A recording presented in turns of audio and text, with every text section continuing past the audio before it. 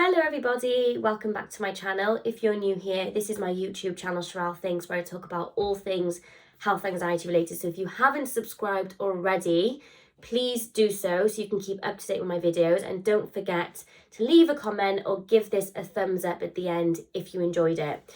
What I want to talk about in this video is waiting for test results. Now, obviously, for a lot of us, health anxiety sufferers, this happens quite a lot, where we are worried about something, we go and get it checked, and then we've got to wait for a scan, a blood test result, or whatever the thing is. And for a health anxiety sufferer, obviously, it's like hell on earth. It's very difficult because what you're essentially doing is being forced to sit with uncertainty for however long that time period is. And the reason why I want to talk about this today and what's kind of prompted me is that I'm in this situation myself now. So I haven't actually been to the doctor in about 18 months, just because my health anxiety is now very well managed and I just don't feel the need to do that anymore. But the reason why I went to the doctor the other day is because, without getting too graphic, I had some bleeding after sex with my husband and, went to go and get it checked out. And although everything looks relatively normal, the procedure is to refer the person just to some further testing and to have a scan. Now, if this had been 4 years ago, I'd be hysterical right now. There would be no coping. I'd be completely beside myself. I'd be Googling cervical cancer. I'd be looking up treatment options. I would already be expecting the result to be something catastrophic. Nowadays, I'm in a very good place, so that whilst I'm a little bit concerned, which is normal, it's normal to be concerned if you're getting referred somewhere, but my life has not stopped in the meantime. I'm still happy and smiley and doing whatever I need to do.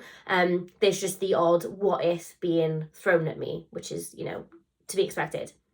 But in all honesty, what I will say is, if you're going through this in the middle of when your health anxiety is really bad,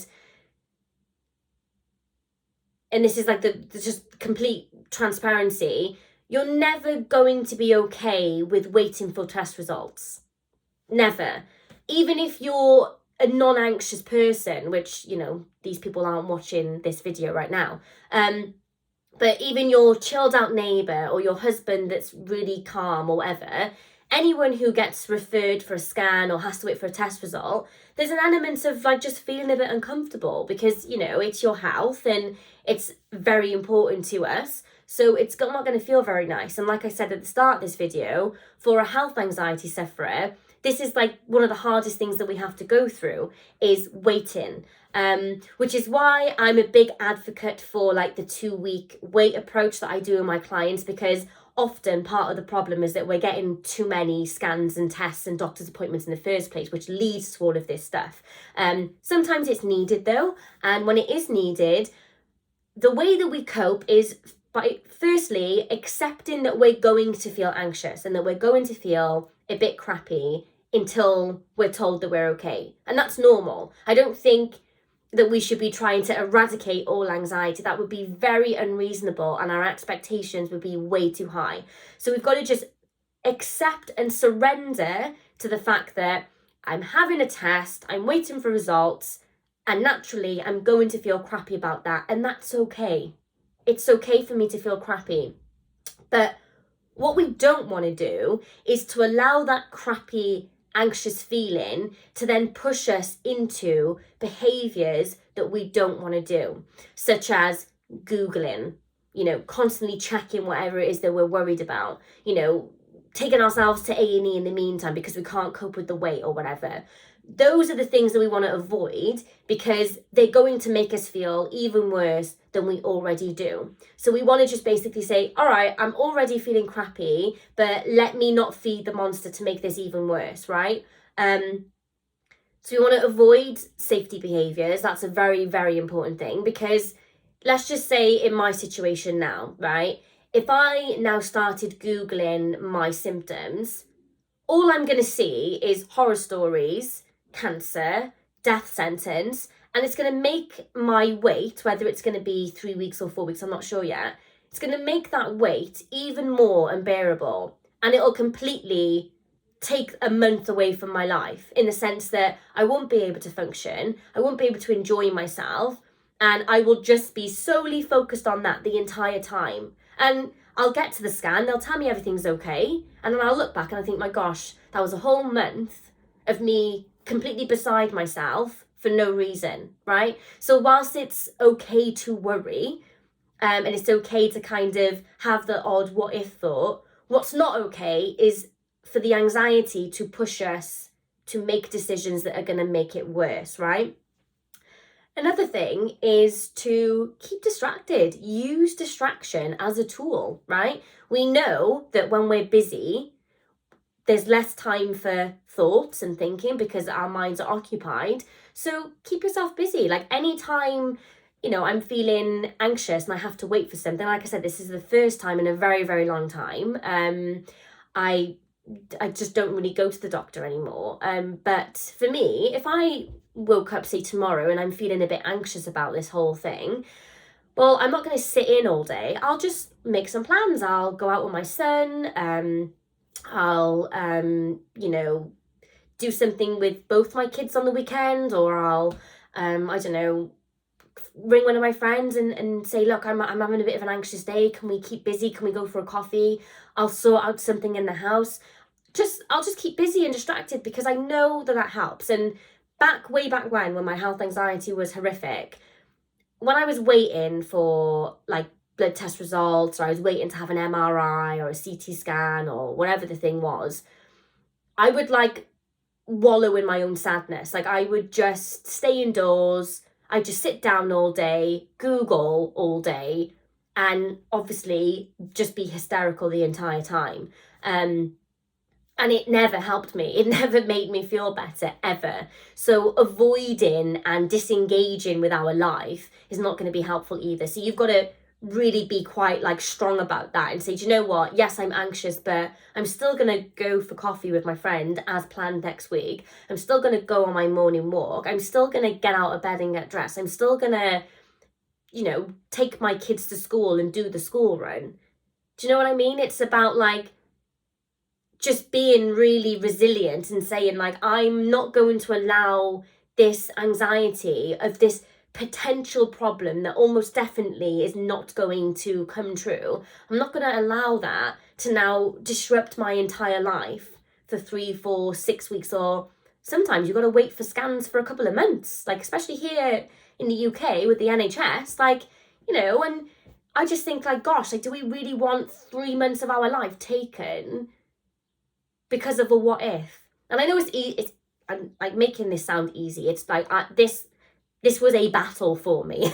Like I don't say this lightly, because I used to be a hot mess anytime I was waiting, and it was quite often, because back then I was always seeing my doctor, always getting blood tests, always being referred somewhere. So I was having to deal with this quite frequently.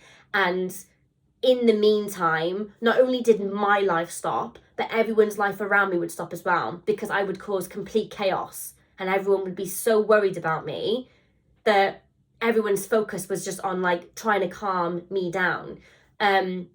So all in all, what I'm trying to, I guess, put out here is that you're going to feel anxious and you have to accept that.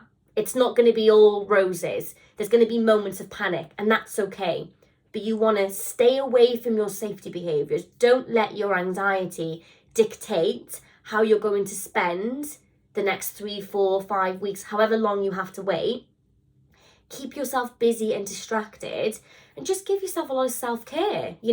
What do you like doing? Like maybe watching Harry Potter in the evenings is going to cheer you up. Maybe, I don't know, booking yourself in for a massage. Maybe you want to keep busy and be surrounded by loved ones. Just, treat yourself in the way that you would treat somebody else that's maybe going through a similar situation, in the sense that, what's going to make me feel better?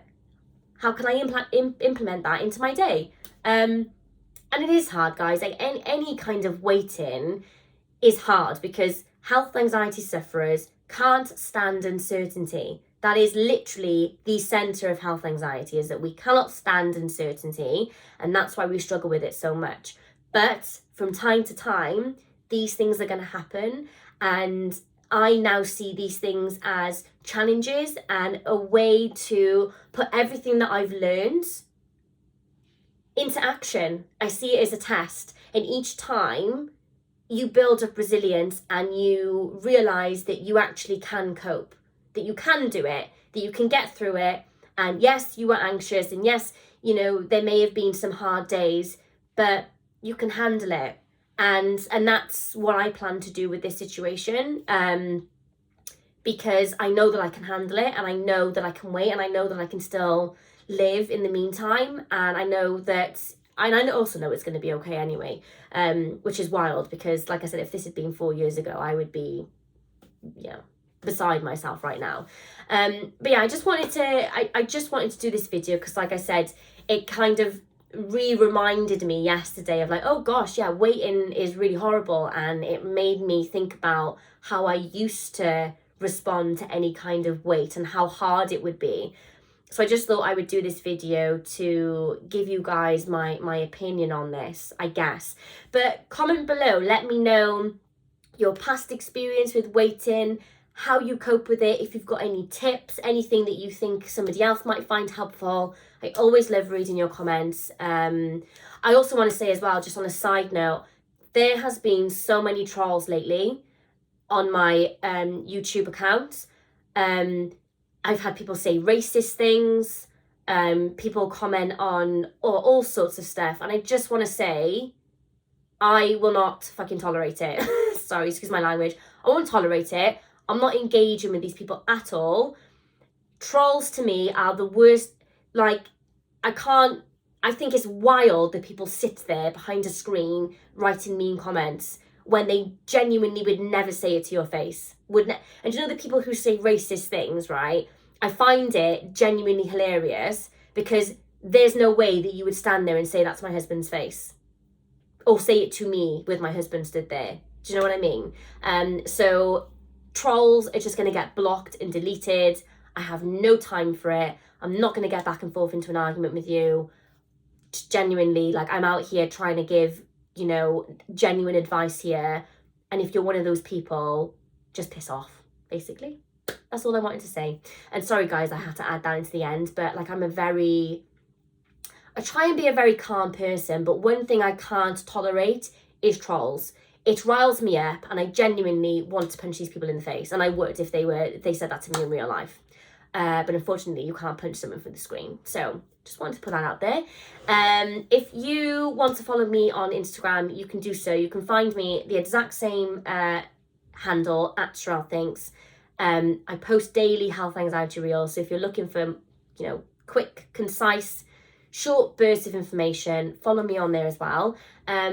If you're interested in health anxiety coaching from me, you can apply by clicking the link in the description of this video. And what happens is you apply, my PA will get back to you, let you know sort of like my availability and stuff like that. But yeah, thanks so much for watching, guys. Don't forget to comment, subscribe and like, and I'll see you guys soon. Bye.